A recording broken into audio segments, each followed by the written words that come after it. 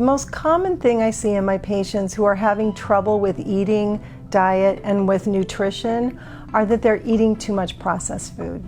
They're not cooking at home, they're grabbing quick bites on the go, they're eating very highly caloric, very poor quality fat meals at lunchtime.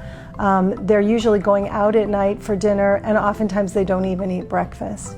So that doesn't provide you with the nutrition you need in order to actually carry a baby to term. And it's gotten, over the years, we've become further and further from the sources of our food. We've gotten further away from what actual food is. So we're not eating the foods that need to be cooked and that are provided in either farmers markets or grocery stores. We're eating something that comes in a bag, a box, or a can. And that alone is giving us less and less nutrition.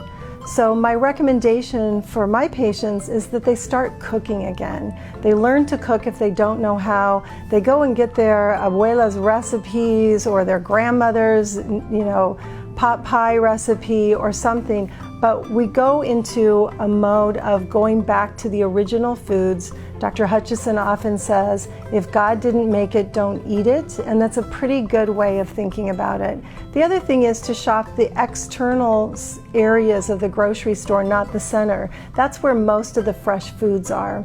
So we try to get patients to go back to a more holistic diet. It's extremely important that they reduce the calories that they intake from sugar and from carbohydrate, because those are empty calories for the most part. They're also very inflammatory. And inflammatory processes in our body cause disease. And when we're diseased, we don't get pregnant.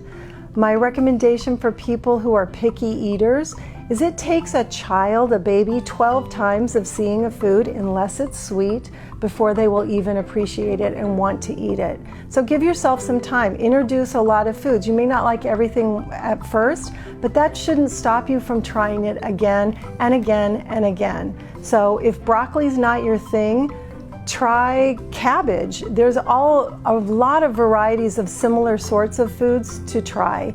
And then at the end of the day, sometimes you just have to grow up and eat your vegetables, and it's a medicine. And think of it, if you can't stomach it, think of it as a medicine. Medicine isn't always tasty.